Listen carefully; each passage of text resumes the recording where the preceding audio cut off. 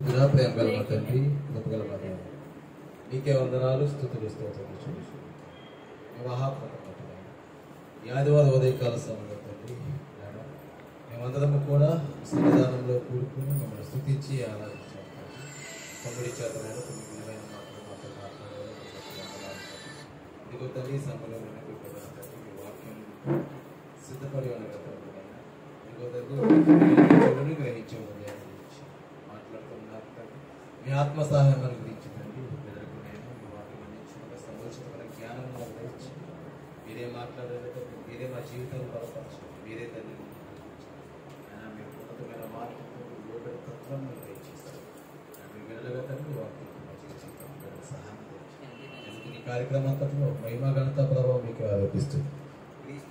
ప్రార్థన అడిగి వేడుకొనిచున్నాము తండ్రి. ఆమేన్. ముందుగా తండ్రి దేవునికి ప్రభువైన యేసుక్రీస్తు నామములో కృతజ్ఞతాస్తుతులు చెల్లించుకున్నాము. కూడా మీ అందరికీ కూడా ప్రభువైన యేసుక్రీస్తు నామములో శుభవందనాలు తెలియజేస్తున్నాము. ప్రియమైన దేవుని వాదాల మరి దేవుని యొక్క ఉన్నతమైన మాటలు మరి తమ్ముడు చక్కగా తెలియజేశాడు. నేను ఇందాక మాట్లాడుకుంటూ ఒక 5 నిమిషాలు నేనేం మాట్లాడాలని నేను అన్నాను, కానీ 6 గంటల పైగానే బాగా మాట్లాడేది. అది ఎన్నో మాట్లాడిన మాటలు కూడా ఎన్నో విలువైన మాటలు మాట్లాడాడు తమ్ముడు. అందుకే దేవుడి సన్నిధిలో ఆయన గురించి మనకి తృష్ణ ఉండాలి కానీ, ఇష్టం ఉండాలి కానీ, ఆయన గురించి మనం ఏదైతే చెప్పాలనుకున్నామో ఆయనే మాట్లాడిస్తాం. దేవుడి యొక్క మాటలు మన జీవితానికి అవసరం అంటే కనుక చాలా అవసరం. దేవుడి యొక్క వాక్యము మనల్ని ఏం చేస్తుందని మనకి వాక్యం సెలవిస్తుందంటే, అది మనకి నడకని నేర్పిస్తుంది, అది మనకి వెలుగుని చూపిస్తుంది. దేవుడి యొక్క వాక్యము మన బాధల్లో మనకి ఏమిస్తుంది? నెమ్మదిస్తుంది. కాబట్టి దేవుడి వాక్యముతో మన జీవితం ఎప్పుడు కూడా ఆనందంగా ఉంటుంది, మన జీవితం ఎప్పుడు వెలుగుతూ ఉంటుంది. అందుకే వాక్యం దగ్గర నిర్లక్ష్యం అనేది పనిచేయదు. వాక్యం మనం ఎలా బ్రతకాలి, ఎలా నడుచుకోవాలో కూడా మనకి నేర్పిస్తుంది. కాబట్టి కొన్ని మాటలు మనం ఆలోచన చేయగలిగితే కనుక, ఒక చక్కటి వాక్యాన్ని ఈరోజు మనం ధ్యానించుకుందాం. ఫిలిప్పీయులకు రాసిన పత్రిక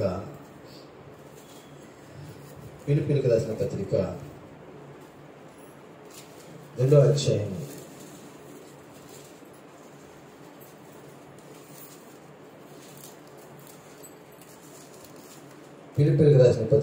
2వ అధ్యాయం 21వ వచనాన్ని చూద్దాం.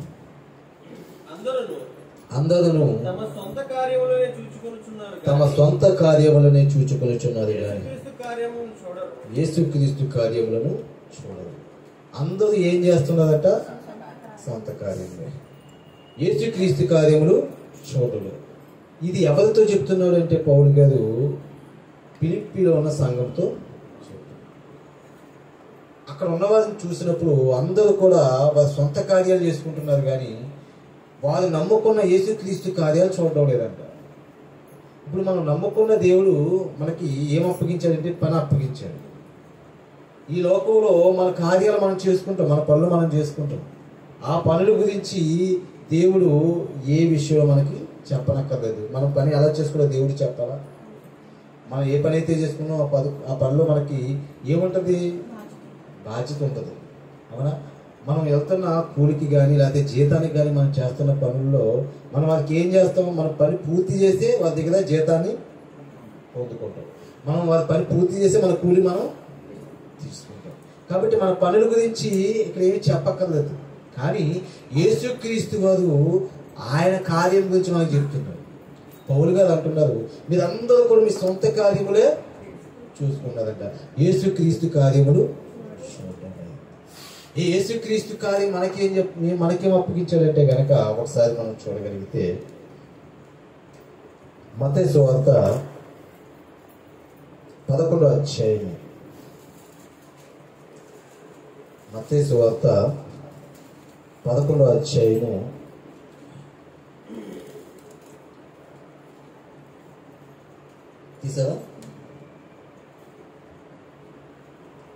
28వ వచనం చూద్దాం.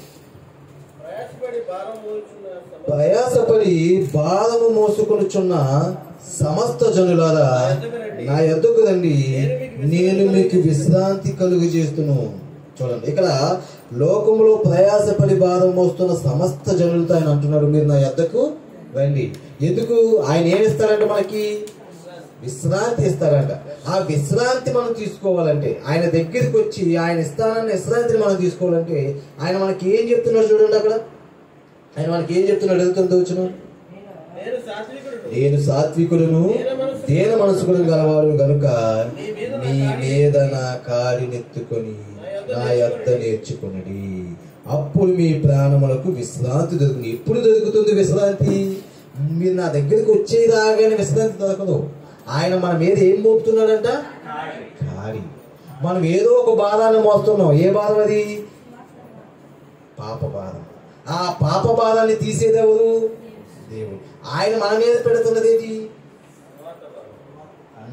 ఆయన అంటున్నారు చూడాలి, నేను సాత్వికులను దీన మనసు గలవారును గనక మీ మీద నా కాడినెత్తుకొని నా యొద్ద నేర్చుకొనుడి. ఏం చేయాలి? మీరు నేర్చుకున్నాము. మనం ఆయన దగ్గరికి వచ్చాం. ఆయన విశ్రాంతి మనకి ఇస్తా అన్నాడు కదా, ఆ విశ్రాంతి పొందుకోవడం మనం వచ్చాం. ఆయన కాడిని ఎత్తుకున్నామా? ఎత్తుకున్నాం. ఎలా నేర్చుకున్నాం? ఆయన కాడిని ఎత్తుకున్నాం మనం అంటే సువార్తను ప్రకటించాలి అనే ఒక కార్యం మనకుంది కదా, అది బాధ్యతగానే చేస్తున్నామా? అది నేను మాట్లాడేది. ఇప్పుడు మన పనిలో మనం బాధ్యత. ఇప్పుడు మన యజమానికి మనం రోజుకి 8 గంటలు మేము కష్టపడతాం, నాకు ఇంత జీతం వేయమని తీసుకుంటాం కదా. నిజంగా 8 గంటలు అక్కడ కష్టపడకుండా నువ్వు 2-3 గంటలు చేసి వచ్చేస్తే యజమానికి జీతం ఇచ్చేస్తాడు ఏంటి? ఎందుకు ఇస్తాడు? ఇక్కడ రూల్స్ అన్ని మనకు బాగా తెలుస్తున్నాయి. అలాగే దేవుడి పని మనకు అప్పగించాడు కదా కాడి. ఆ కాడి మనం ఎలా మోస్తున్నాం? నేర్చుకున్నాం కదా. మనం నేర్చుకున్నాం లేదా? ఏంటి నేర్చుకున్నాం? సువార్త అంటే ఏమి నేర్చుకున్నావు? యేసుక్రీస్తు దగ్గర చూసి నువ్వు ఏమి నేర్చుకున్నావు? అది ఆయన నేను నేర్పించాను అన్నాడు. ఆ నేర్చుకున్నది ఏంటి?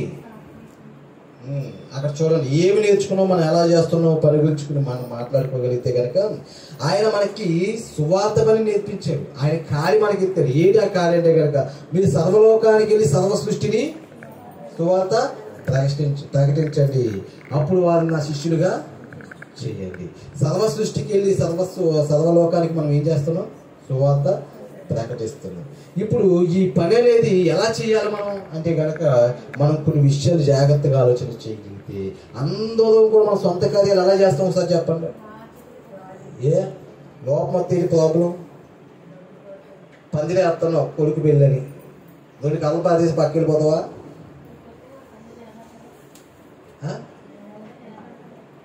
భోజనాలు వంటకి కింద దాచి ఇచ్చారు, ఒక 500 మందికి భోజనాలు పెడతావు, అంతేనా? 200 మందికి తెస్తావా?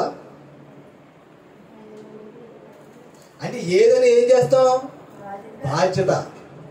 ఇది నా కార్యం. నీ సొంత కార్యం నువ్వు ఎలాగైతే చేస్తున్నావో, దేవుడి పని అనేసరికి నువ్వేం చేస్తున్నావు అంతే బాధ్యతగా నువ్వు ఉంటున్నావా దేవుడి పనులని దేవుడు అడుగుతున్నాడు. సొంత కార్యం అంటే అందరూ సొంత కార్యం ఎలా చేసుకుంటారు? చాలా బాధ్యతగా చేసుకుంటారు, చక్కగా చేసుకుంటారు. అలాగే యేసుక్రీస్తు కార్యము, దేవుడు నీకు అప్పగించిన కార్యం, దేవుడు నీ మీద పెట్టిన భారం ఏదైతే ఉందో ఆ సువార్త భారంలో నువ్వు బాధ్యతగా ఉంటున్నావా లేదా? ఎందుకంటే ఇక్కడ నువ్వు కన్ను మూసిన తర్వాత నువ్వు చేసే పని గురించి లెక్క అక్కడ తేలుతుంది. అక్కడ తేలినప్పుడు ఏమని ప్రసంగి గ్రంథంలో మాట్లాడుతున్నాడు ఒకసారి మనం చూడగలిగితే, ప్రసంగి గ్రంథము 9వ అధ్యాయము, ప్రసంగి గ్రంథము 9వ అధ్యాయము తీసారా? 10వ వచనం చూద్దాం. ప్రసంగి గ్రంథము 9వ అధ్యాయము 10వ వచనం. చేయుటకు నీ చేతికి వచ్చిన ఏ పని అయినను నీ శక్తి లోపము లేకుండా చేయము. ఏ పని గురించి మాట్లాడుతున్నావు? నువ్వు వెళ్ళే కూలి పని గురించి కదా ఇక్కడ చెప్పేది. నీకు ఏదైతే పని ప్రతిఫలం ఇస్తుందో ఆ పని గురించి మాట్లాడుతూ, ఆ పనిలో నీ శక్తి లోపం కనబడకూడదు. నువ్వు చెయ్యవలసిన నీ బాధ్యత కనబడాలి, నువ్వు చేస్తున్న క్రమం కనబడాలి, నువ్వు చేస్తున్న పద్ధతి కనబడాలి. నువ్వు పాట పాడతావా, లేదు నువ్వు వాక్యమే చెప్తావా, నువ్వు లేకపోతే వచ్చిన పరిశుద్ధులకి నువ్వు పరిచర్య చేస్తావా, లేకపోతే అక్కడ నువ్వు ఏదైతే పని నీ శక్తి నువ్వు చేయగలవో, నువ్వు వాక్యం చెప్పలేవు అనుకో, నువ్వేం చేయగలవు? అక్కడ పాట పాడగలవు, అయితే నువ్వు పాట పాడాలి. నువ్వు అక్కడ నువ్వు పాట పాడలేవు, వాక్యం చెప్పలేవు, నువ్వేం చేయగలగాలి? నువ్వు వెళ్ళే పనిలో, నీకు అప్పగించిన దేవుడి పనిలో నీ బాధ్యత నువ్వు సంపూర్తిగా నెరవేరుస్తున్నావు లేదనేది నువ్వు చూసుకోవాలి. ఎందుకంటే నీ అంతటా నీ భక్తిని నువ్వే, నీ అంతటా నీ పనికి నువ్వే అక్కడ ఏం చేయాలి, లెక్క అప్పగించుకోవాలి. అందుకే అక్కడ అంటున్నాడు, చేయుటకు నీ చేతికి వచ్చిన ఏ పని అయినను నీ శక్తి లోపము లేకుండా చేయుము. నీవు పోవు పాతాళమునందు పని అయినను, ఉపాయమైనను, తెలివైనను, జ్ఞానమైనను లేదు. నువ్వు వెళ్ళిపోతావు కదా, కన్ను మూసుకుని వెళ్ళిపోయిన తర్వాత ఏమంటుంది అక్కడ? నీకు అక్కడికి తెలివి ఏమి ఉండదంట. ఉంటుందా తెలివి? అక్కడికి వెళ్ళిన తర్వాత నీకు పని మీద బాధ్యత పెరుగుతుంది ఏంటి? అక్కడికి వెళ్ళిన తర్వాత పని మీద బాధ్యత ఉంటుంది, కానీ చేసే తెలివి ఉండదు. అక్కడికి వెళ్ళిన తర్వాత పని మీద శ్రద్ధ ఉంటుంది, కానీ చేసే ఉపాయం దొరకదు. ఎందుకు అక్కడికి వెళ్ళిన తర్వాత పని, అక్కడ పని నీకు భూమి మీద చెప్పాడు దేవుడు, నువ్వు భూమి మీద పని చేయాలి, అక్కడ ఫలాన్ని పొందుకోవాలి. కానీ అక్కడికి వెళ్ళిన తర్వాత ఇక్కడ పని గురించి ఆలోచించకూడదు. కానీ అక్కడికి వెళ్ళిన తర్వాత ఇక్కడ పని గురించి ఆలోచన వస్తుందండి. వచ్చింది ఎవరికైనా అలాగా? అక్కడికి వెళ్ళిన తర్వాత ఇక్కడ చేయవలసిన పని జ్ఞాపకం వచ్చిందంట.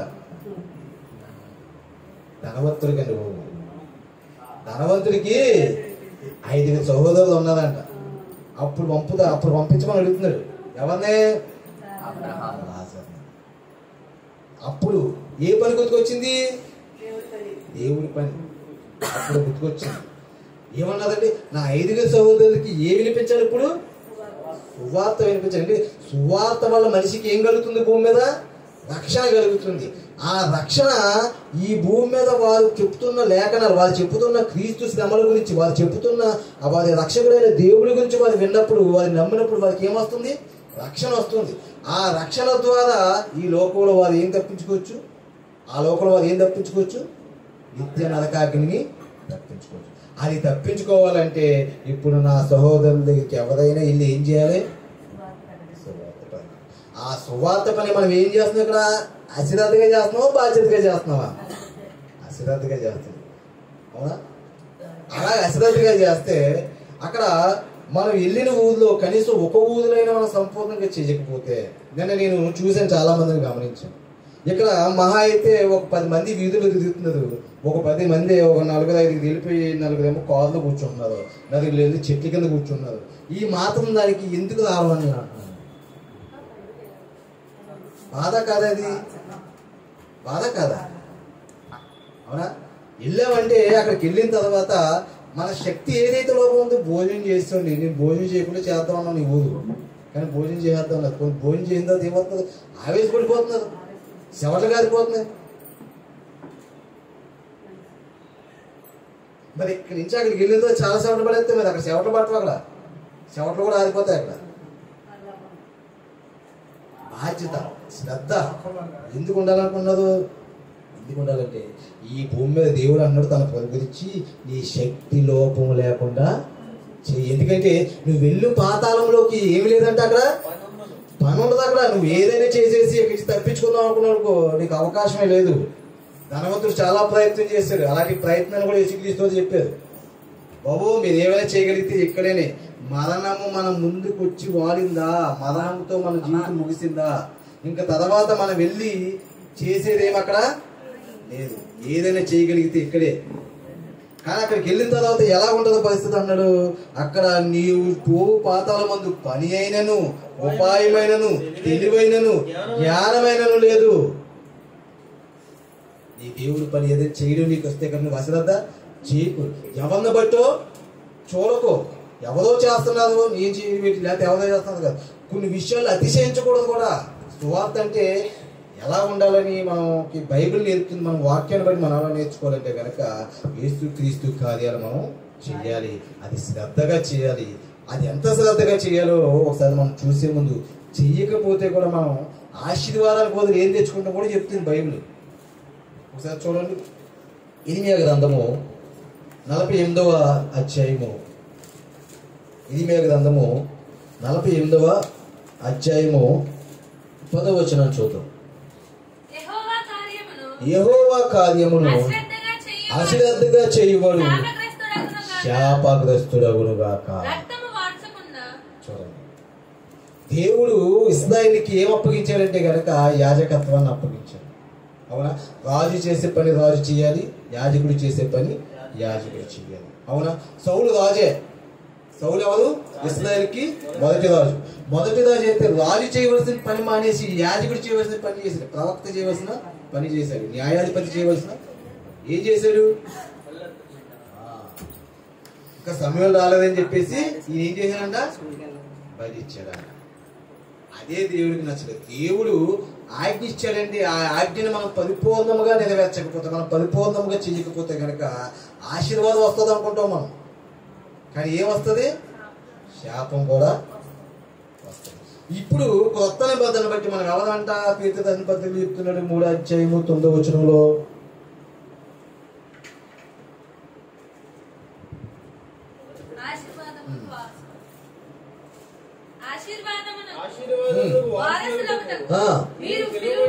మనం ఆశీర్వాదానికి వారసులు పిలవబడ్డాం. ఆశీర్వాదానికి మనం పిలవబడిన దేనికి పిలుచుకున్నాడు దేవుడు?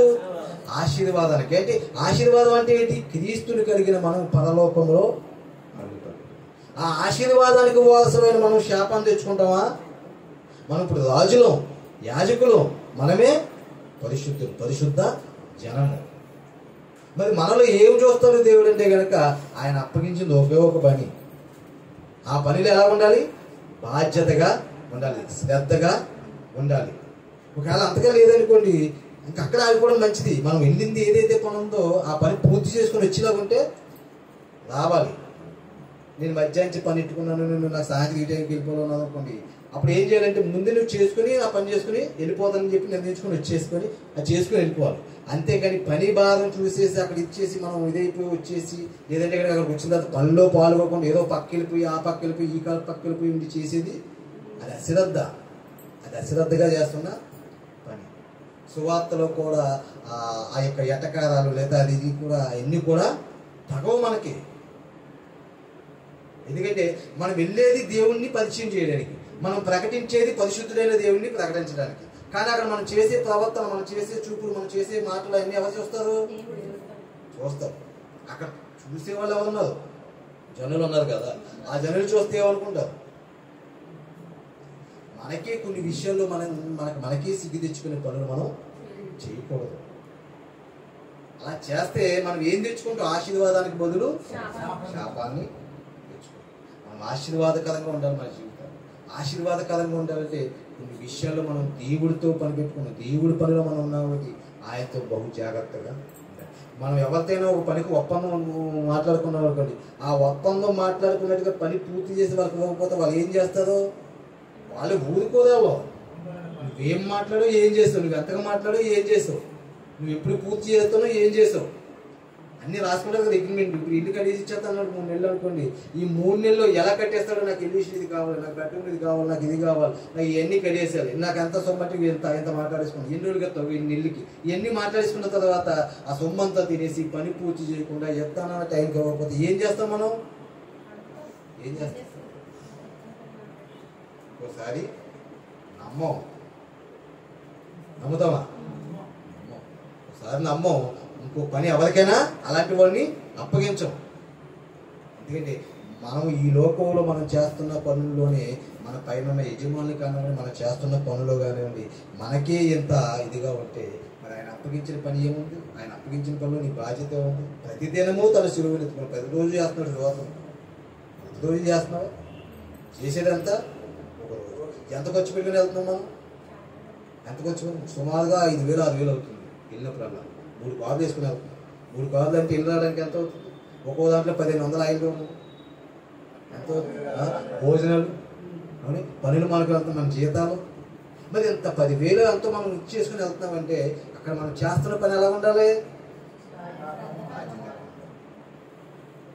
బాధ్యతగా. ఇక్కడ ఏదో మనం ఖర్చు పెడుతున్నాను కదండి, ఆ పని కూడా మనం శ్రద్ధగా చేయకపోతే చూసే ఆయన ఏం లెక్కేస్తారంటే ఆశీర్వాదం లెక్కేడు. చూడండి, పౌలు పనిలో ఎంత బాధ్యతగా ఉంటున్నాడో చెప్తున్నాడు ఆయన. ఒకసారి కొరింథీయులకు రాసిన మొదటి పత్రిక 9వ అధ్యాయం. కొరింథీయులకు రాసిన మొదటి పత్రిక 9వ అధ్యాయం.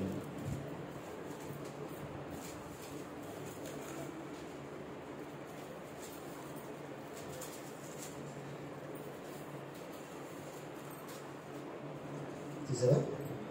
9వ అధ్యాయం 16వ వచనం చూద్దాం. నేను సువార్త ప్రకటించుచున్నాను, నాకు అతిశయ కారణమేమీ లేదు. సువార్తను ప్రకటించవలసిన భారము నా మీద మోపబడి ఉన్నది. అయ్యో, నేను సువార్త ప్రకటింపకపోయిన ఎడల నాకు శ్రమ. ఏమని మాట్లాడుతున్నాడు చూడండి ఆయన. నేను సువార్త ప్రకటించుచున్నాను, నాకు అతిశయ కారణము. మరి ముఖ్యంగా సువార్తలో అతిశయించేవాళ్ళు ఎక్కువ ఉంటారు. ఎందుకు అతిశయించేవాళ్ళు ఎక్కువ ఉంటారంటే నేను కాబట్టి చేస్తున్నాను. ఎవరు చేస్తున్నారు సువార్త? నువ్వు కాకపోతే దేవుడికి చేసిన బోళ్ళు మంది ఉన్నారు. ఎప్పుడు కూడా దేవుడికి చేసేదాన్ని నేనే చేస్తున్నానని ఎప్పుడు అనుకోకూడదు. ఇప్పుడు అతిశయం ఉండదు. నేనే పాడగలను, నేనే చెప్పగలను, నేనే చేయగలను. నేను లేకపోతే ఎవడు చేస్తాడు?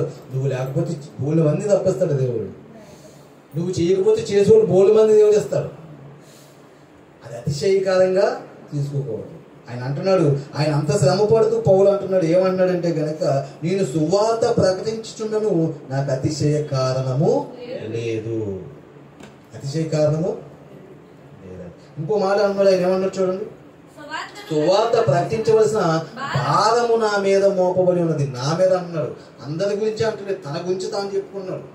అంటే ఇప్పుడు నీ మీద, నా మీద, అందరి మీద ఏమైంది? ఇది నీ సర్వలోకానికి, సర్వ సృష్టికి సువార్తను కదా. ఇది నీ మీద, నా మీద, అందరి మీద ఉందా? అంటే నీ భారాన్ని నువ్వు ఎంతవరకు మోస్తున్నావు? నీ వంతు నువ్వు ఎక్కడ దాకా చేయగలవు? నీ వంతు, నీ శక్తిని, నీ శక్తి లోపల ఎక్కడ నువ్వేం చేసావు ఈరోజు? నీ అంతటి నువ్వే చూసుకోవాలి.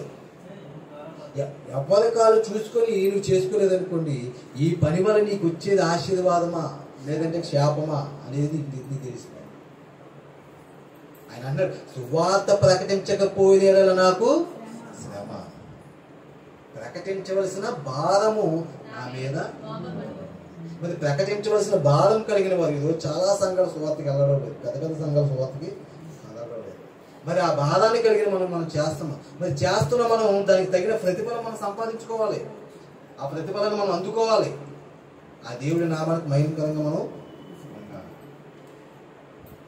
ఎందుకంటే మొన్న కిందటలే మనం వెళ్ళిన సువార్తకి మంచి రెస్పాన్స్ మనం పెట్టామేంటి యూట్యూబ్లో మనం పెట్టామా?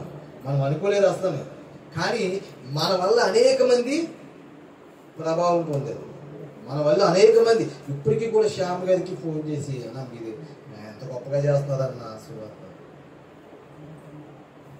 మేము చేయలేకపోతున్నాం, మాకు పెద్ద పెద్ద మినిస్టర్లు మేము చేయలేకపోతున్నాం. ఆ కిరణ్ కుమార్ గారు వీళ్ళందరూ పెద్ద పెద్దలతో తిరిగినోళ్ళే. అది చేయలేక కాదు, సువార్త ఆగిపోయింది వాళ్ళ దగ్గర, వెళ్ళడం లేదు వాళ్ళు. ఇప్పటికీ నాకు శ్యామ్ గారు మళ్ళీ 22వ తారీఖు అంటే నేను వచ్చేస్తున్నాను. ఆయన ఎక్కడ వాళ్ళకి ఇక్కడ రానివ్వను టికెట్. అవునా? అక్కడ జీతం ఎంత అనుకుంటే వాళ్ళకి నెలకు 4,000 అంతా సంపాదించుకుంటారు. అంటే ఓ రోజు జీతం లెక్కేంటి. ఇక్కడికి వచ్చేస్తున్నారు.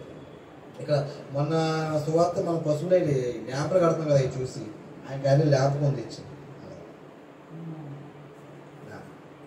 అంటే వాళ్ళకి ఏంటి ఏం కనబడుతుందంటే కనుక సువార్త బాధ వాళ్ళు ఎదుగుతున్నారు. ఏం కావాలి సువార్త వాళ్ళకి తెలుసుకున్నారు, వాళ్ళు కొంటున్నారు.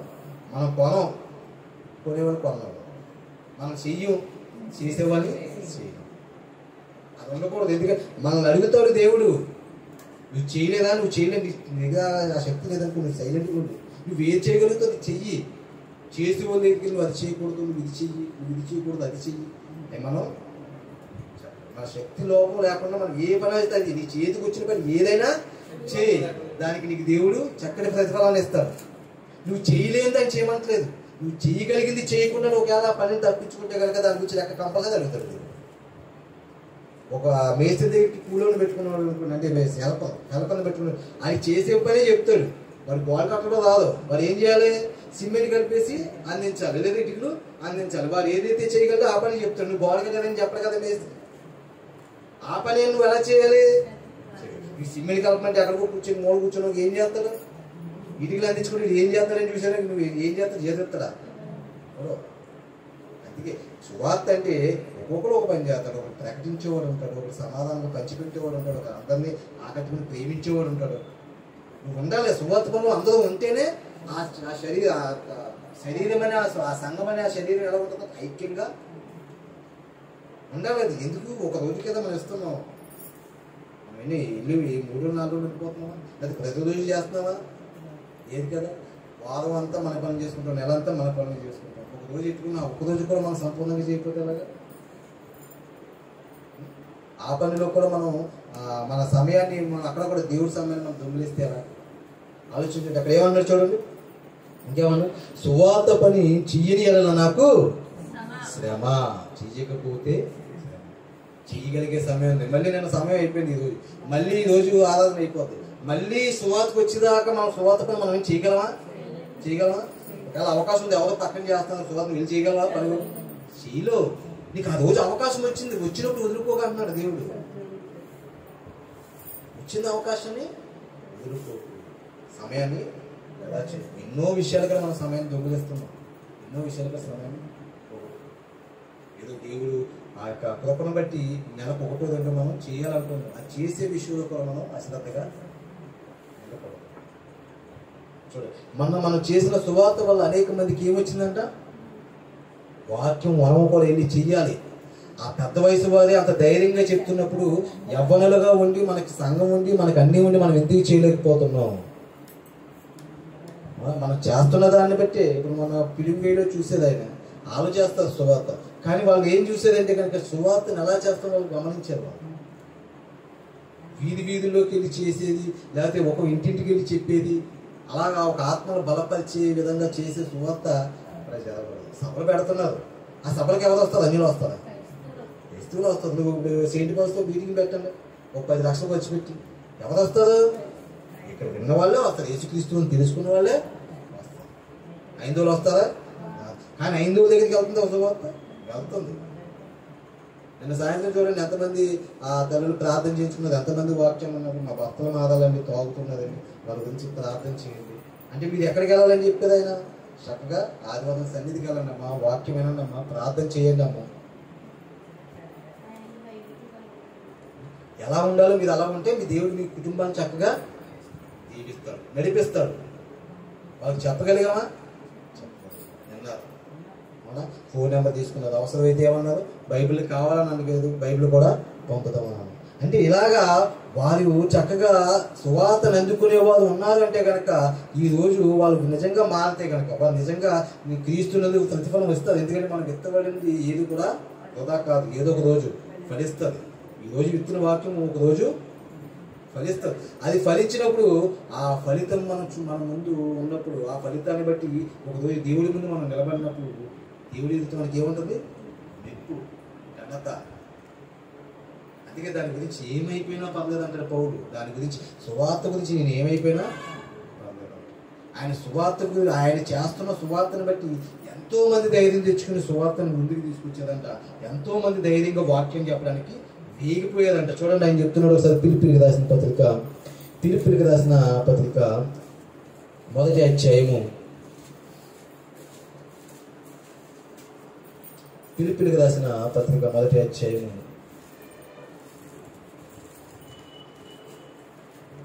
12వ వచనం చూద్దాం. 12వ వచనం చూద్దాం. సహోదరులారా, నాకు సంభవించినవి సువార్త మరి ఎక్కువగా ప్రబలమగుటకి సమకూడినని మీరు తెలుసుకొనగోరుచున్నాను. అనగా నా బంధకములు క్రీస్తు నిమిత్తమే కలిగినవని ప్రేతోర్యమును సేనలోని వారికందరికి తక్కిన వారందరికీ స్పష్టమాయను. మరియు సహోదరులారా, ఎక్కువ మంది నా బంధకముల మూలముగా ప్రభువునందు స్థిర విశ్వాసము గలవారే.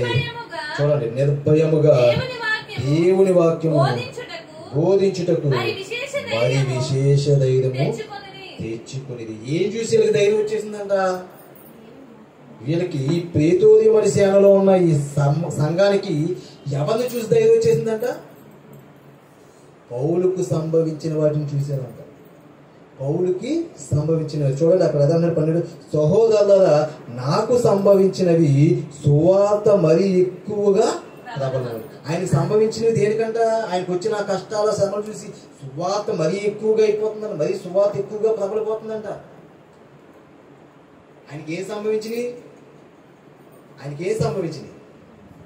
అందరూ అడ్డుకోవడమే, అందరూ బాధించడమే, అందరూ నిందించడమే, అందరూ హింసించడమే. అవి చూస్తుంటే ఇంకోటికి ఎలా వచ్చేస్తుంది? ఎలా బలం వచ్చేస్తుంది? ఆయనకున్న ఆ ధైర్యం ఏంటి? ఆయనకున్న ఆ విశ్వాసం ఏంటి? ఆయనకున్న ఆ వాక్య బలం ఏంటి? ఎందుకు, దేని కొరకు వాళ్ళు అలాగా అందరిలో నిందలు పడుతున్నారు? దేని కొరకు వాళ్ళు అలాగా ఎదిరించి నిలబడగలుగుతున్నారు? ఎంతమందికి స్ఫూర్తినిచ్చేయండి అప్పుడు? ఎంతమంది కంటే అన్నారు అక్కడ ఏమన్నారు చూడండి, ప్రబలం ఒకటికి సమకూడినని మీరు తెలుసుకొని కోరుచున్నాను. ఎలాగనగా నా బంధకములు క్రీస్తు నిమిత్తమే కలిగినవని. చూడండి, ఆయనకి కలిగిన ఆ బంధకాలన్నీ, ఆ యొక్క లేకపోతే ఆ ఇబ్బందులన్నీ, ఆ యొక్క హింసలన్నీ, ఆ బాధలన్నీ కూడా క్రీస్తు నిమిత్తమే కలిగినవని ప్రేతోర్యమును సేనలోని వారు అందరికీ, తక్కిన వారికి అందరికీ స్పష్టమాయను. వాళ్ళందరికీ క్రీస్తు నిమిత్తమే ఇంత కష్టపడుతున్నారు, దేవుని యొక్క సువార్త నిమిత్తమైన ఇంత బాధను అనుభవిస్తున్నారు. కాబట్టి వాళ్ళందరికీ స్పష్టమైపోయిందంటే, బాగా తెలుసుకున్నదంట. పౌలుకి ఎందుకు ఇన్ని ఇబ్బందులు వస్తున్నాయంటే క్రీస్తుని ప్రకటిస్తున్నారు కాబట్టి. పౌలుకి ఎందుకు ఇన్ని బాధలు వస్తున్నాయంటే కనుక వాళ్ళకి అర్థమైపోయింది, క్రీస్తుని స్పష్టంగా అందరికీ తెలియచేస్తున్నారు కాబట్టి. అలాగ అర్థమైన వారు అంటున్నాడు 14వ వచనంలో, మరియు సహోదరులైన వారు ఎక్కువ మంది, ఎంతమంది? తక్కువ మంది, ఎక్కువ మంది? ఎక్కువ మంది నా బంధకముల మూలముగా ప్రభువునందు స్థిర విశ్వాసము గలవారైపోయారు. ఆయన కలిగిన బంధకాల్లో ఆ శ్రమలు చూసి ఇంకా స్థిరపడిపోయిందంట. మనం కూడా అలాగే చేయాలి, మనం కూడా అలాగే ఉండాలి. మనం నమ్ముకున్న క్రీస్తు ఎంత గొప్పవారో తెలియాలి, ఎంత శక్తిమంతుడో తెలియాలి. ఆ రక్షణ అందరికీ స్థిరమైన విశ్వాసం వచ్చేసిందండి బాబు. స్థిరపడిన వారే, విశ్వాసము గల వారే నిర్భయముగా దేవుని వాక్యమును బోధించడానికి మరి విశేష ధైర్యం తెచ్చుకున్నారు. దేవుడి వాక్యం బోధించడానికి విశేషమైన ధైర్యం వచ్చేసిందని వాళ్ళు. మీకు కొడతారా? కొట్టండి. ఎవరు పడతారు? ఎవరు కావాలో మీకు మీ దెబ్బలు ఎవరు నిందిస్తారో నిందించండి. పేతురు ఏమన్నాడు? కొరడాలతో కొడతా. మీరు కొట్టినను తిట్టినను మీరు ఏం చేసినను క్రీస్తుని గురించి ప్రకటించకుండా నేను ఉండలేను. చూసారా? ఇలాగా ఎంతమందికి వచ్చేసిందంటే ఎక్కువ మంది, అనేక మంది ఏమైందంటే విశేషముగా ధైర్యం తెచ్చుకునేది. విశేషముగా ఎప్పుడైతే క్రీస్తు సువార్త ప్రబలి అనేక దేశాల్లో ఇప్పుడు దేవుడి యొక్క రాజ్య సువార్త ప్రకటన పడుతుందో, ఇప్పుడు మన భారతదేశంలో ఏమొచ్చేసింది? అసూయ వచ్చేసింది. ఇప్పుడు అందులో కొంతమంది ఏం చేస్తున్నారు చూడండి, 15వ వచనంలో, కొందరు అసూయ చేతను, కలహ బుద్ధి చేతను, మరి కొందరు మంచి బుద్ధి చేతను. చూడాలి, క్రీస్తుని ప్రకటించే విధానాలు 2 విధానాలుగా మారిపోయి. ఒకటేమో యేసుక్రీస్తు మన కొరకు రక్తాన్ని గాచి ఆయన ప్రాణం పెట్టారు, ఆయన నమ్ముకోండి, ఆయన నమ్ముకుంటే మనకు నిత్య జీవం ఉందని సువార్త ఒకటి అవుతుంది. ఆయన మీద అసూయతో, ఆయన మీద కక్షతో కొంతమంది ఏం చేస్తున్నారు? యేసుక్రీస్తు అంట విదేశీయుడు, ఆయన చెప్పే మాట మాకు అవసరం, ఆ క్రీస్తుని ఎక్కడ ప్రకటించలేదు, 3 మేకులు పీక్కోలేవు. చూడండి, ఆయన గురించే ప్రకటిస్తున్నారు. ఎలాగా? కక్షతో, అసూయ బుద్ధితో.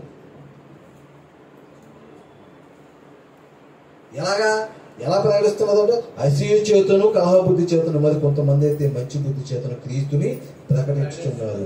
వారైతే నా బంధకములలో కూడా నాకు శ్రమ తోడు కావాలని తలంచుకొని శుద్ధ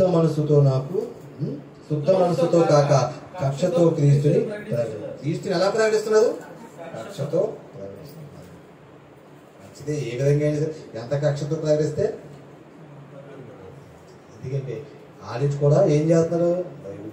చదువుతున్నారంటే ఎప్పుడొకప్పుడు వాడిని దేవుడు. కానీ మనం చేసేది శుద్ధ మనసుతో చేస్తాం. మనం చేసేది మన రక్షకుడైన దేవుడు ఎంత గొప్పవాడో ప్రకటిస్తుంది. కానీ ఆ పనిలో మనం నిర్లక్ష్యం చేయకూడదు. ఎందుకంటే ఇది ఏదో నేను చూసి బాధపడలేదు కాదండి. ఇంత కష్టపడి మనం టీవీకి వెళ్తున్నప్పుడు నాతో ఉన్న నా సహోదరుడు ఆ ఫలితాన్ని పోగొట్టుకుంటాడే అనే బాధ. అదే మనం ఇంకో 10 మంది అక్కడ ఉన్నవారికి మనకి ఏమొస్తుంది? ఇంకా ధైర్యం వస్తుంది, ఇంకా చెయ్యాలని ఆసక్తి వస్తుంది. హైదరాబాద్ నుంచి వాళ్ళు అంత నుంచి వస్తుందంటే మనకి వాళ్ళకున్న ఆసక్తి చూడండి. ఏదన్నా అప్పుడు వెళ్ళిపోదాం అన్నది, ఏదన్నా అంటున్నారు వాళ్ళు. అప్పుడు వెళ్ళిపోదాం అంటే ఏం చేస్తారని విధాలకు వెళ్ళి సాక్షి వార్త కూడా చెప్పాలి, అలా వస్తారని నేను చెప్పేసి ఇంకా మనం చేద్దామని చెప్పేసి సాయంత్రం 8 దాకా 5:30 దాకా మనం 5:30 దాకా చేస్తాం. కాబట్టి తర్వాత మనకి బాక్స్ కూడా లేకపోతే చూడండి, చక్కగా ఇంటింటికి వెళ్ళి ఇండివిజువల్గా చేసాం. ఒక్కొక్కరి ఇంటికి వెళ్ళి ఒక్కొక్కరికి చెప్పడంతో అనేకమైన ఎంతమంది, 10 మంది అంతమంది అక్కడ కూడుకున్నాం. అలాగే వాళ్ళందరూ పోగేయారు, వాళ్ళందరూ పోగి చక్కగా వాక్యం అన్నారు, చక్కగా దేవుని స్థితించారు. అంటే ఇదంతా చూడండి, ఇదంతా జరుగుతున్నప్పుడు, అదంతా చేస్తున్నప్పుడు అక్కడ జరిగిన ప్రతి దానిలో నేను కూడా ఒక పాలు భావిస్తుంది. నేను పాడాను, నేను చెప్పగలుగుతాను, నేను దేవుడి వాక్యాన్ని ప్రకటించాను, నేను నా దేవుణ్ణి మహిమపరిచాను, నా దేవుడు చేసిన గొప్ప కార్యంలో నేను కూడా పాల్గొన్నాను. అక్కడ తద్వారా ఎవరైతే ఇద్దరు ముగ్గురు నా నామమున కూలి ఉంటారో వారి మధ్య నేను నా దేవుడితో నేను రోజంతా. అది ఎంత బాగుంటుంది, అది ఆ ఫీలింగ్ ఎంత బాగుంటుంది, ఆ యొక్క మనస్తృప్తి ఎంత బాగుంటుంది. మళ్ళీ ఎప్పుడు సువార్త వస్తుందా అని ఎదురు చూస్తూ ఉంటాం మనం. మొత్తం ఈ 2 సంవత్సరాలు దాకా మా సార్కి చెప్పేసాను, నెలకు 4 సెలవులు. ఎవరేమో అనుకున్నాను, కానీ ఇచ్చేయదు. నెలకు 4 సెలవులు, ఆదివారం కాకుండా.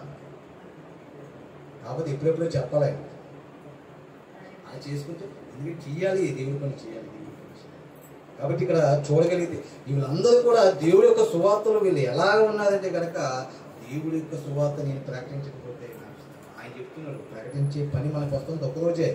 ఆ రోజు కూడా మనం సంపూర్తిగా చేయకపోతే మనకి శ్రమ కదా, నాకు శ్రమ అంటున్నాడు ఆయన. ఇంత వాక్యం తెలిసినప్పుడు మనం చెప్పలేదు అనుకోండి, అంటే మనకి ఏమొస్తుంది, తర్వాత కూడా అదే నిర్లక్ష్యం వస్తుంది. సువార్త ఎలా చేయాలంటే కనుక మనం అందరం కూడా ఐక్యంగా చేయాలి. విరోధ భావంతో ఉండకూడదు, కక్షతో ఉండకూడదు. నీ దగ్గర మనలో ఒకవేళ కక్ష ఉంటే కనుక అది నీకు ఎలా ఉంటుంది, ఆయన ప్రకటన జరిగిపోతుంది, కానీ అది నీకు శాపంగా. ఇంకా చూడాలంటే చాలా విషయాలు. అందుకే ఏమన్నాడంటే చివరికి మాట చెప్పి నేను ముగి చూసుకుంటాను. కింద చదవండి, పిలుపు పత్రిక. అదే కాదు 18 వచ్చి, ఆయననేమి మెస చేతనే గాని సత్యము చేతనే గాని ఏ విధము చేతనైనా క్రీస్తును ప్రకటింపబడుచున్నాడు, అందుకు నేను సంతోషించుచున్నాను. ఇక ముందుకును క్రీస్తుని ప్రకటింపబడుతున్నప్పుడు, క్రీస్తు సమాజానికి తెలియబడుతున్నప్పుడు నీలో ఏముండాలి, సంతోషం ఉండాలి. మనలో ఏముండాలి, సంతోషం. అందుకంటే పౌలు గారు ప్రభునందు ఆనందించి, మళ్ళా చెప్తున్నాను ప్రభునందు ఆనందించండి. ఎందుకు ప్రభునందు ఆనందించండి? ప్రభునందు మళ్ళా మనం ఎప్పుడు ఆనందిస్తాం, మళ్ళీ సెకండ్ సండే రావాలి, అప్పటిదాకా ఉంటాం ప్రభులు. ఎక్కడ ఉంటాం, మన పనుల్లో ఉంటాం, మన యొక్క కార్యాల్లో ఉంటాం, మన కుటుంబ బాధ్యతల్లో మళ్ళీ ప్రభునందు ఆనందించండి. మళ్ళీ ఎప్పుడు సెకండ్ సండే వస్తుందా, ఎప్పుడు వస్తుందా, మళ్ళీ మొత్తం మనంతా ఎప్పుడు వెళ్ళిపోతామా? పౌలుగా ఏమన్నాడంటే, ఏదైనా క్రీస్తు ప్రకటింపబడుతుంటే, క్రీస్తు సమాజానికి తెలియబడుతుంటే అని అన్నాడు, నేను ఎంతో సంతోషించున్నాను, ఇక ముందుకు సంతోషిస్తున్నాను. కాబట్టి ఆలోచించేది దేవుడు ఇస్తున్న ఈ సమయంలో, దేవుడు మనకు అప్పగించిన ఈ పనులు మనం ఎలా ఉండాలంట, మన చేతికి వచ్చిన పని ఏ పని అయినను శక్తి లోపం లేకుండా చేసేవారుగా మనం ఉండాలి, శ్రద్ధగా చేసేవారిగా మనం ఉండాలి. సువార్తగా మనకి ఏది అవసరమో నేను చెప్తే కాదు, మీరు గమనించి, మీరు గ్రహించి, నేను ఆలోచించుకొని నేనే చేయాలంటే కనుక చేస్తాం. నాకు అన్ని విషయాలు గుర్తుంది. నిన్న మైక్ పెట్టలేదు, నేను మర్చిపోయాను, పానకం పెట్టలేదు, మర్చిపోయాను. కాదు చెప్తున్నానండి, నేను మళ్ళీ డ్యూటీకి వెళ్ళి వచ్చాను, మళ్ళీ నేను వెళ్ళి వచ్చాను. నాకు ఆ ఒత్తిడి అన్ని పెట్టారంటే ఇలా చెప్తాను పిల్లలకి, ఏదో లేదా అంటే అన్నీ ఏంటంటే మనం శ్రద్ధగా ఇది లేదు అది ఉందనుకోవడానికి లేకుండా అన్నీ ఉన్నాయా, ఫోన్ చేసామనుకో, లేకపోతే ఫోన్ చేసామనుకో, మనకి మైక్లు ఉన్నాయి, మనకి ఇవి ఉన్నాయి, ఇవి చూసుకుంటాం. అందరూ కలిసి వెళ్తున్నారు కాబట్టి ఎక్కి అందరూ కలిసి ఎక్కుతున్నారు, అయ్యి ఉన్నాయి లేదా ఒకసారి గుర్తు చేసేదనుకో, టక్ మన ఇంట్లో ఉన్నాయే ఒకవేళ మన సువార్తకి ఏది లోటుపాట్లు ఉన్నాయో చూసుకున్నాం అనుకో, అవి మనం సొంతంగా హైదరాబాద్ ఆయన ఆలోచించి దారిపెట్టి ఫ్లైట్ హైదరాబాద్ ఆయన ఆలోచించి దారిపెట్టి ఆయన చూశాడు, ఆయన కథతో పెట్టుకోవడం, వాళ్ళ యాంపల కట్టడం, వైర్లు అక్కడ అన్నీ చూసాడు కాబట్టి ఆయన ఈ కథను ఈ రైతు కథను డే ల్యాంప్ ఉంటే బాగుంటాయి అని చెప్పేసి డే ల్యాంప్ నేను ఫోన్ చేశాను, అన్న డే ల్యాంప్ ఒకటి తీసుకుంటాను, మనకి సరిపోతా తర్వాత ఒకటి తీసుకుంటాను, బెస్ట్ డే ల్యాంప్ తీసుకొచ్చాను. అంటే వాళ్ళకున్న ఆసక్తి, వాళ్ళు చెయ్యాలని ఆసక్తి, వాళ్ళకున్న శ్రద్ధ, అంటే వాళ్ళ సొంత పనులు చూసుకున్న వాళ్ళు సువార్త వరకు ఆలోచించి తేవాల్సిన పని అంటే అది కూడా బాధ్యతగా చేయడం ఏంటంటే వాళ్ళు చూసి మనకు నేర్చుకోవాలి. వాళ్ళు ఏం చేస్తారు, వాళ్ళు ఎక్కడో ఉన్న వాళ్ళు ఆలోచించడం ఏంటి, ఇక్కడ చేస్తున్న పనికి వాళ్ళు సింపుల్గా వచ్చేసి సింపుల్గా వెళ్ళిపోవచ్చాం. అంటే వాళ్ళకున్న బాధ్యత ఏంటంటే మనకు ఇచ్చిన పని మనకి అలా హైదరాబాద్లో చేయడానికి అవకాశం లేదు. ఇక్కడ చక్కగా రాజమండ్రిలో ఒక టీం మనకు కలిసింది, మనం చేస్తున్నాం. మనం చేస్తున్నామంటే మనం చక్కగా వాళ్ళు ఏదైతే చక్కగా భోజనం పెడతారో అవన్నీ చూస్తున్నారు, చక్కగా మనకి కావాల్సిన ఏంటో వాళ్ళు చూస్తున్నారు. కాబట్టి అక్కడ మనం తనకి ఏదైతే లోటు ఉన్నాయో మనం చూసి తేవాలన్నమాట. మనం చెప్పనక్కర్లేదు. అంటే కొన్ని విషయాలు మనకి ఏం చేయాలంటే సువార్త బాధ్యతలు మనకు వస్తాయి, మనకు ఆలోచనలు వస్తాయి, మనం కొనగాలి, మనం చేయాలని ఆలోచన మనకి. అందుకే సువార్త పని అనేది దేవుడు మనకు అప్పగించిన అది. ఆ బాధను మనం ఎలా కలిగి చేయాలి? బాధ్యత కలిగి చేయాలి, శ్రద్ధ కలిగి చేయాలి. ఒకవేళ సువార్త విషయంలో కూడా ఆ సువార్తకి మనం వెళ్ళినప్పుడు పక్కన వాక్యం చెప్తున్నా, ఎక్కడ చెప్తున్నా వాక్యం చెప్పే కదా నిలబడండి, ప్రకటించే కదా నిలబడండి, పాట పాడే కదా నిలబడండి. భోజనం సమయంలో మనం ఉంటాం కదా, అప్పుడు మనం సంతోషంగా ఏం చేసుకున్నాం, అప్పుడు బాధలేదు. అప్పుడు ఎవరో ఎందుకు ఆల్రెడీ భోజనం కాదు. కాబట్టి కొన్ని విషయాలు మనం నేర్చుకోవాలి. సువార్తలో కొన్ని విషయాలు మనం అనుభవించాలి. సువార్తలో మనం కొన్ని కిందగా చెప్తున్నదే పక్కన తీసుకుని అమ్మ అలా ఉండకంటాము, ఇలా చెప్పి ఎందుకు చెప్తుంది ఆయన చూస్తుంది కాబట్టి, లోపాలు చూస్తుంది కాబట్టి ఆ లోపాలు అది మనకు మంచిది అనుకుంటే కనుక సరి చేసుకోవాలి. అందుకని వాళ్ళు ఇట్లా చెప్పేది కొత్త వచ్చేది చెప్పేది అనేది సేవకులు ఏది చెప్పినా వాళ్ళు గద్దిస్తే ఆ గద్దిని ఎలా తీసుకోవాలంటే మనం మంచిగా తీసుకోవాలి. అలా తీసుకుంటే మనం వద్దులుతాం అంటాం. దేవుని యొక్క సేవకుల యొక్క గద్దింపులు మనం స్వీకరిస్తే మనం ఏమవుతాం? అది ఎవరైనా సరే ఇదే చెప్పాలనుకో, ఇది ఇలా బహిర్గతంగా చెప్తే అర్థమవుతుంది. నా ఒపీనియన్ కాదు, వాళ్ళ అన్నయ్య కూడా నేను చెప్తే మీకు అర్థమవుతుంది, మీరు తెలుసుకుంటారు. కొన్ని విషయం మనం తెలుసుకోవాలి. తెలుసుకుంటే మనం ఇంకేమవుతాం? మొన్నే కదా మనకి చెప్పదన్నా, మొన్నే కదా కిరణ్ అలాగ అన్నారు, మొన్నే కదా నగేష్ ఎలాగ అన్నారు, ఇలా మనకు అర్థమవుతుంది కదా. ఈ అర్థమైన విషయాలన్నీ మనకి ఏంటంటే ముందు మనకి మెరుగులు నేర్పుతాయి. ఇక్కడ ఎలా సరి చేసుకుని ఎలా ఉండాలి అనేది నేర్పిస్తాయి. కాబట్టి మాటలన్నీ మీరు అర్థం చేసుకుని దేవుని సువార్తలో దేవుడి యొక్క పనిలో పాలుభావిస్తే దేవుడి యొక్క ఆశీర్వాదం మనం అందరూ కూడా పొందుకోవాలని కోరుకున్న మాటలు చిన్న ప్రార్థన చేస్తాం. మహాపరిశుద్ధుడ ప్రేమ గల మా తండ్రి, కృపగల మా దేవ, మీకు వందనాలు, స్తుతులు, స్తోత్రాలు. మీ మహాకృపను బట్టి నిన్నటి దినాంతండి ఎంతో ఉన్నతమైన మీ యొక్క సువార్త నేను ప్రకటించవు తండ్రి. నేను ఆ యొక్క మధ్యరాత్రి గూడెంలో తండ్రి, అలాగే నేను కన్నడ మీ మాటలు తండ్రి అందించిన తండ్రి. తండ్రి నేను విన్నారు, నేను వారు కూడా నేను మాతో నేను ఏకీభవించి తండ్రి మిమ్మల్ని స్తుతించారు. ఆ బిడ్డల జీవితాల్లో తండ్రి ఏవైతేనైనా మరి నైనా బలహీనతలను వాటిని తొలగించండి. నేను వారి భర్తలు మారాలని వారు కోరారు. వారి యొక్క పరిస్థితులను బట్టి నేను వారికి మంచి ప్రార్థన చేస్తాను. నేను సమస్తాన్ని నేను సక్కపరచండి, కృప చూపించండి. బిడ్డలకు తండ్రి మరిమిచ్చిన తండ్రి మీరున్నారనే ధైర్యాన్ని ఇచ్చి తండ్రి నేను వారిని నేను ఎక్కడ వరకు తండ్రి మీ యొక్క ఉన్నతమైన నామాన్ని బట్టి నేను విశ్వాసంలో స్థిరపరచండి, కృప చూపించండి. ఇదిగో తండ్రి నేను ప్రయాసపడిన సంఘాన్ని జ్ఞాపకం చేసుకుంటాను. ఆయన సంఘ బిడ్డలందరినీ జీవించండి. ఇదిగో తండ్రి దూర ప్రాంతం నుంచి ఆ బిడ్డలతో జ్ఞాపకం చేసుకుంటాను. బాధపడుతుంది యొక్క సువార్తలో నేను బలపరిచి నడిపించాను. ఇంకా తండ్రి నేను మేము చేయవలసిన సమస్త కార్యముల పట్ల తండ్రి మా శక్తి లోపం లేకుండా తండ్రి మేము జీవితం మమ్మల్ని బలపరిచి నడిపించాను. సువార్త నేను చేస్తున్నాను, మేము ఆశీర్వదింపబడుతూ మా కుటుంబాలతో తండ్రి, సంఘంతో తండ్రి ఐక్యతతో నేను ముందుకు కొనసాగే భాగ్యాన్ని అందరికీ దయచేసి బలపరిచింది. మాటలు తండ్రి ఒప్పుదంతలుగా అలంకరంగా నిరంతరంగా మాలో కలెక్ట్ చేసి మమ్మల్ని నడిపించి ఆరక్షకుడు మీ ప్రియకుమారుని నేసిపిస్తాను. ప్రార్థన అడిగి వేడుకొని చూస్తాను తండ్రి. ఆమేన్.